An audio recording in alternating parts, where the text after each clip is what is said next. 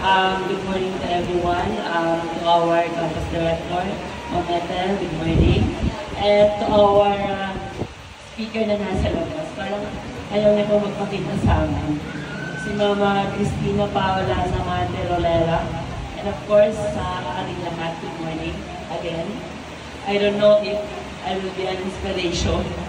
So, actually, kahapon lang siya binigay yung message. Yung aking part. So, kayo ng umaga lang ako nag-iisip. Ano ba ang kailangan kong sabihin to inspire students? Kagaya nyo na I think kayo ay mga 4th year, tama? 4th year graduating students.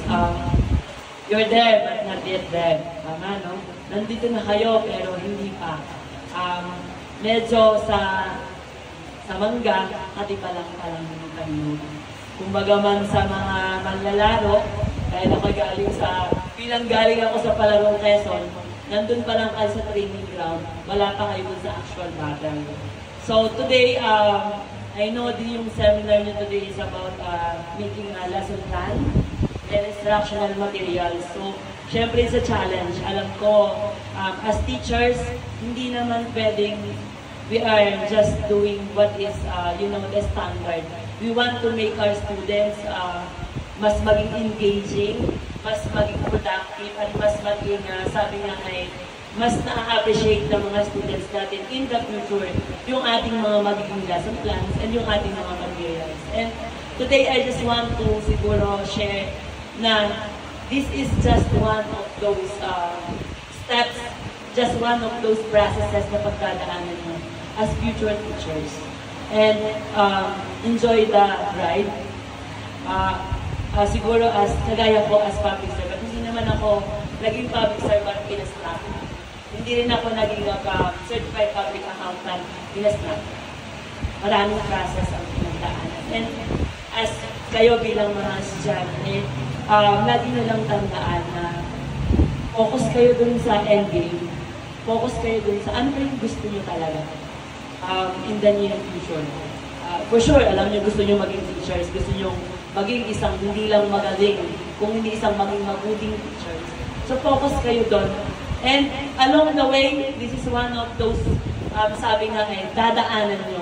Itong mga ganitong seminars, walang katapusang seminars, walang katapusang mga trainings, and etc. Pero it will work at the end of the day. Bakit? Kasi it will make you a better teacher, a better person na rin. At the end of the day, whatever na dumaan sa inyo, whatever, hindi lang kasi ito day, it's just not a training. Ito yung paraan para mahulma kayo. It is a one way para mas mapanday kayo. Dahil kayo in the near future, kayo naman ang papanday dun sa mga magiging future ng ating bayan. So as public servant, I just want to say thank you for inviting me, not only inviting me, sana in my own way of saying this is just, sabi nga, ipagdadaanan para maging mabuti tayo. Sana ma-inspire din kayo dun sa kung paano, hindi lang sa akin, kung hindi sa lahat ng mga leader ng bayan, kung paano mula sa, sabi nga ay hindi walang alam, hindi man walang alam. Medyo sakto lang. Pero sa pamagitan ng mga bagay-bagay na natutunan along the way, nandito tayo ngayon. And one day you will be. One day nandun kayo. So, for today, just enjoy the workshop. Alam ko medyo tedious, medyo kailangan ng mga utak-utak dyan. Pero, enjoy and it will pass. Isa lang itong daan para dun sa mga pangarap mo. So, enjoy the ride and have a blessed day. And sana ay hindi lang maging productive kung hindi mas marami kayong madala or mas madami kayong matutunan at the end of the day. Again, congratulations na agad sa inyong magiging future. For sure, hindi man kayo 100% pero alam ko marami sa inyo magiging mabuting guro ng ating bayan.